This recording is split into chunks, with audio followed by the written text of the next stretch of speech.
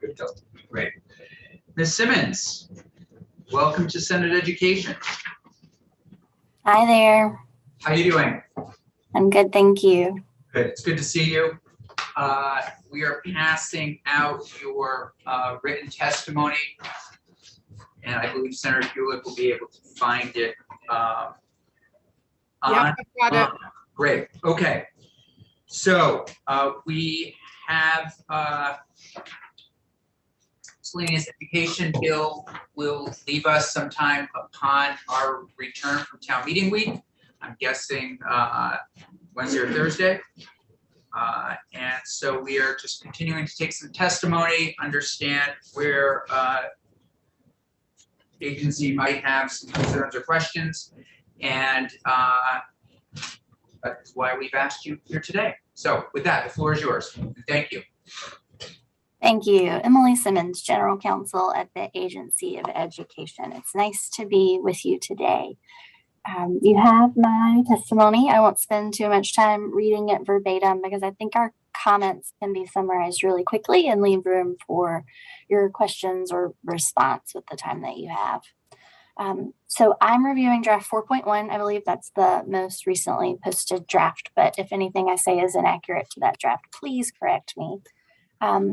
The overarching theme of these comments is going to be thinking about the agency's capacity, the value of the proposed ideas compared to the effort and capacity we believe they would take up, and some considerations about other work that is ongoing that perhaps is responsive to or influences your desire for particularly these studies. Great. Okay. So to start with section 1, some comments there. The agency really supports a clarification of the roles and responsibilities between the agency and the State Board of Education. There's history on this conversation, and I think all parties desire that clarification, are looking forward to the day when we can update the statutory provisions for roles and responsibilities. In our opinion, the questions about the supports that go to the state board logically follow after a conversation about what is the role of the state board, what are the responsibilities of the state board versus the agency. So we think that asking those questions about supports makes sense, support the conversation. Just want to highlight, we ask that you think about what roles and responsibilities are first, and then what supports would be necessary to the state board after that's known. That's really helpful, and I can absolutely see a way to incorporate that into this. Did we not have a working group, I don't know, 5 or 6 years ago that sort of clarified roles and responsibilities of state board? Can you refresh my memory? Sure. We had a bill 2 years ago, I believe, okay, that came through the Senate Education Committee, actually. It did not ultimately pass. The state board membership has changed a good bit in those, I think it's 2 years, but I might have the dates wrong because COVID. But the state board has a committee with state board members that are actually planning to meet later this month to define the state board position on roles and responsibilities of the two groups. So I don't know how much the current position will change from the General Assembly would have heard a couple of years ago. So, so this is an ongoing sort of negotiation, if you will, between the state board and the Agency of Education, roles and responsibilities. There's a group out there that is going to come forward, it sounds like, from the state board with a proposal, and that proposal would come to the legislature to help define those two groups and their roles and responsibilities. For purposes of today, yeah, I think that's a fair enough summary. I really flinch at the word negotiation because I don't think it has to be a win-lose, give and take. I think that there's probably a logical way forward that we all can agree on. So with that being said, it might make sense, correct me if I'm wrong, to get this committee going, but almost give them more time to do their work, given that the the work that you just referenced will be due back when? It doesn't have a legislative date. It's not happening pursuant to any legislative study, but I would say next January makes sense. January 2024. So we could build into this somehow something about coming back in January 2024, almost 2 stages, just something to think about. Come back with the clarifications around responsibilities of the Agency of Education and the state board, and then jumping into perhaps, or in some ways maybe simultaneously, depending, digging into some of this other work. I think you're thinking in the same direction as we were, yeah. Okay. I have a note, if the bill contains a committee, a study committee, I talked to the secretary about the language that has 2 co-chairs of the committee. The current draft's got the secretary and then the chair of the state board as co-chairs. Yeah. The secretary's happy to bow out and let there be 1 co-chair. That's absolutely fine. This is the theme we're noticing, which we absolutely respect. And understand that it does make sense for people to have, co-chairs don't always work. Yeah. Committee, are you okay then if I work with the agency and the state board and ledge council a little bit to clarify this over town meeting week and just make sure it makes sense around timing and expectations? You have our voice. All right. Section 2, I think you have more concern with. I think Section 2. Go ahead. We do have more significant concerns about the intended approach here, and those are also related to the resource costs of this proposal. Yeah. So I'll tell you, we do have AOE data about course taking.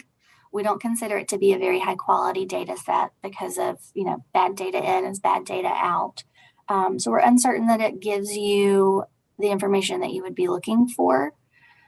For instance, it will not demonstrate the differences, if to the extent there are any, between curriculum instruction among school districts and supervisory unions across the state.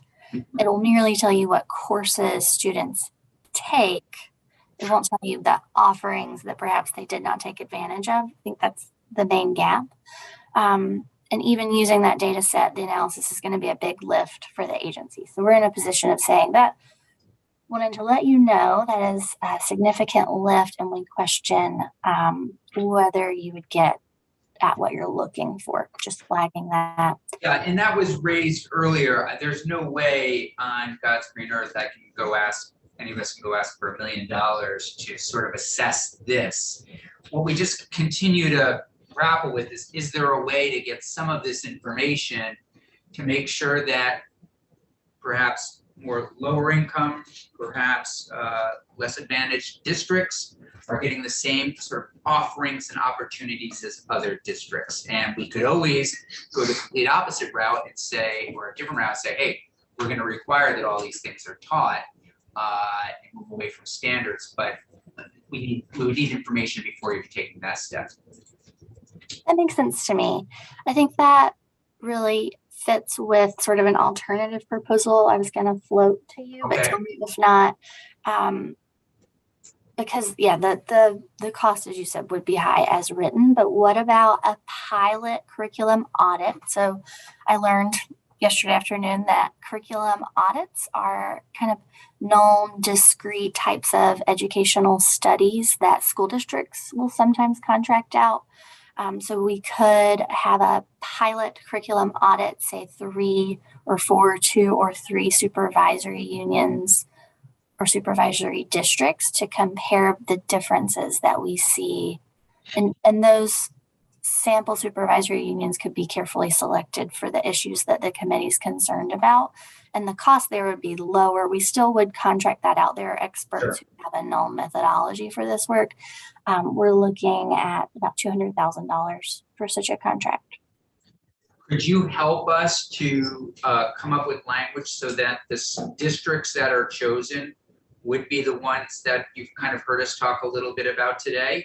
Districts that the agency might be concerned with around offerings, that kind, I mean, I always suspect, and I think it's accurate, that the agency has a good handle on districts that might be struggling, different offerings that might not be there in one district versus another. Could you help us come up with some language on that? Sure. And I think there's two approaches to language here, and not saying that we can decide sitting right here. There's the approach of listing factors to consider, mandatory and optional factors. Absolutely look at income, perhaps optionally look at geography, just spitballing. You also can always, you are the General Assembly, you can just name folks and draft them right into the process by name. I don't know which of those you'd prefer or would be better fit to this work, but I'm sure we can figure it out. Okay. Is everyone comfortable then us trying something, a different approach with some of these factors that they just outlined? I just want to make sure we get some data. Senator Hewlett, did you pop in? I'm just having some thoughts. I'm wondering, and you all can disagree with me, but I was just wondering if maybe we could take this part out of the bill for now and discuss it further, because I guess I'm becoming, as I'm listening to Ms. Simmons speak, I'm becoming less clear as to what our main objective is. I hear, Chair Campion, what you're looking for, but I'm just wondering, what would our actions be if the findings were problematic? I'm just from where I'm sitting, and it's a great question, sort of the problem that I'm looking to solve is, sometimes I feel out there, there are certain schools that in certain districts that need our attention as the legislature, financially in particular, and that would allow us to sort of hone in a little bit on some of these districts and some of these schools to make sure that we're getting more equity around what the offerings are in our state. So if you move from one school, that has a bunch of offerings to another school, that I'd like to get that a little bit more aligned. And so this is sort of the first, if you will, toe in the water to try to understand what exactly is out there. And then, so if we were concerned about the outcomes that we were presented with, what legislatively can we do to fix that, I guess is my question. So generally, what I would propose we would do, similar to like when we did free and reduced lunch, for example, when there was a certain percentage of students in this state, that certain schools that have free and reduced lunch, we ended up, I don't know if it was federal or the state, but they now can do universal meals. That's been going on for a while. Are there targeted ways for us to then say, okay, we now recognize that there's a problem out there. Maybe there won't be a problem. Now we're recognizing that there are real discrepancies between, I don't even know, I'll just say it, I know it gets kind of rural and urban, low income, wealthy districts. What can we do? Should we then move toward more of a requirement instead of a standards base? Should we have the conversation around making certain that at the very least we start to require, if we find that 2 years of math or 3 years of English are all that can be offered in some schools, but others 4, can we focus and say, hey, okay, is this a resource issue? Can we get in there? Can we be more strategic? And I feel like, just personally, we talk about this a lot in Vermont, but we never sort of jump into it. And I think we all kind of know there's a problem out there, and maybe this would at least say, hey, there's no problem. Actually, if you look at all our schools, you're basically can go from one to another and get pretty close to the same thing. But I'll be surprised if that comes back. So it's really is an information sort of dip our toe in a little bit. Okay, so for some potential fairly significant structural changes, potentially. Yeah, this is dipping in and saying, hey, this is serious stuff, and we want to make sure that our schools, wherever they are in the state, are all generally getting, and maybe a future legislature will say, no, this is okay, this is the way we should do it. But I think knowledge is power, and I'm just trying to get some more knowledge on this front. That's all, really. Okay.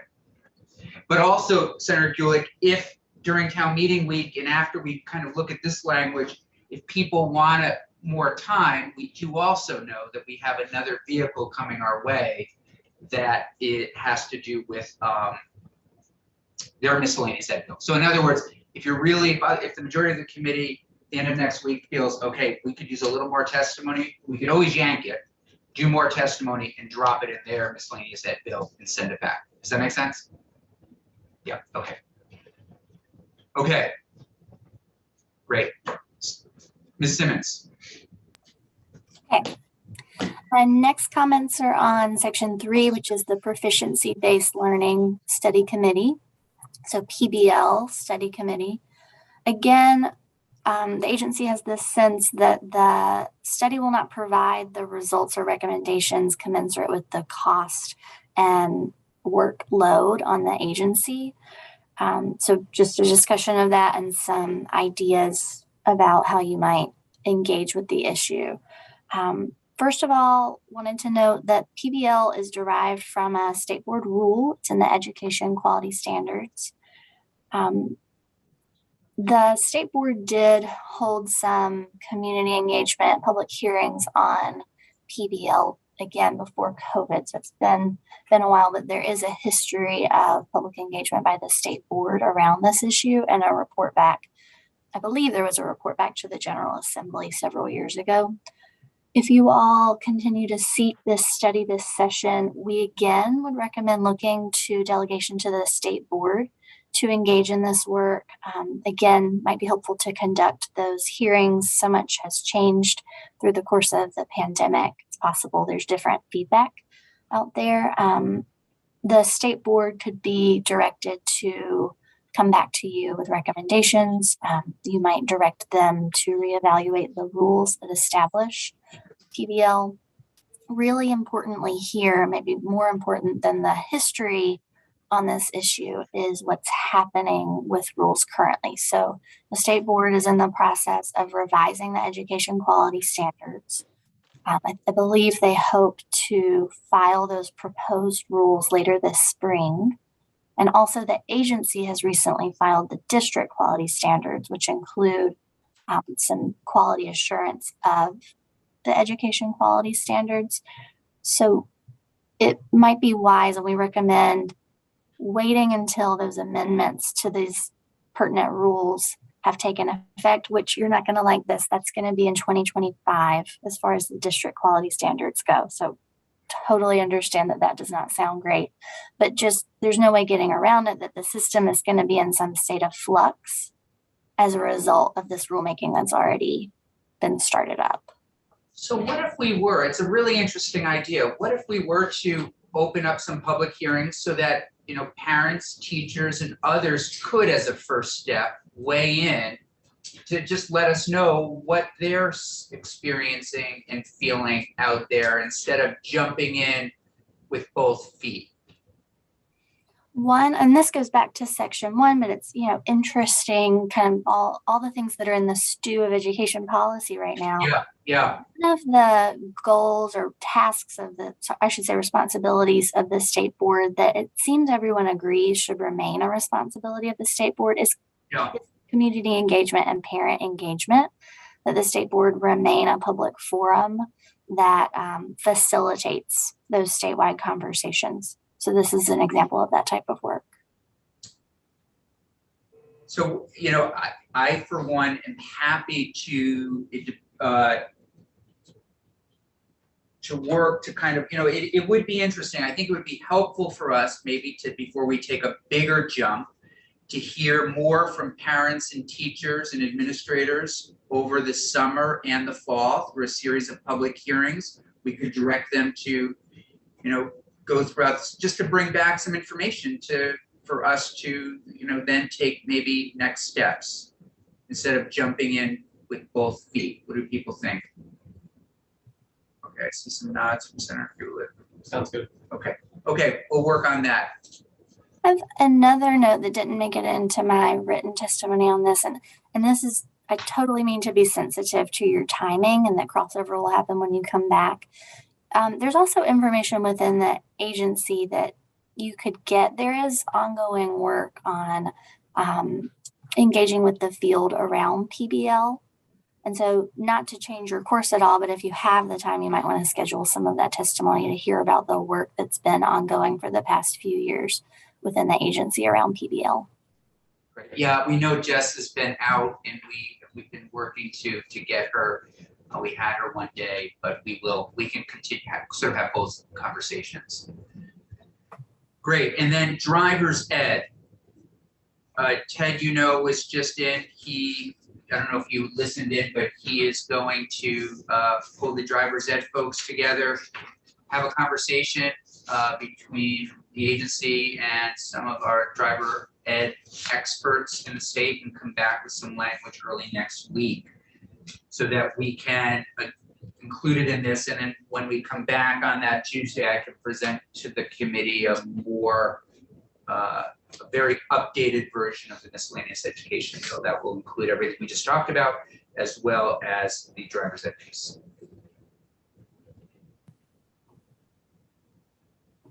Committee, sounds okay? Okay. Okay, Ms. Simmons, anything else from you? I didn't give you any comments on the out-of-state pre-K study. I don't really have any comments, but I didn't want you to think I didn't know it was there. Yep. Okay. Great. So committee, I'll come back with a clean draft of this on Tuesday for everybody. And if we finish it before then, I'll email it to you, and it'll be look a little different, but I think we're moving in the right direction. Okay, Ms. Simmons, thank you very much.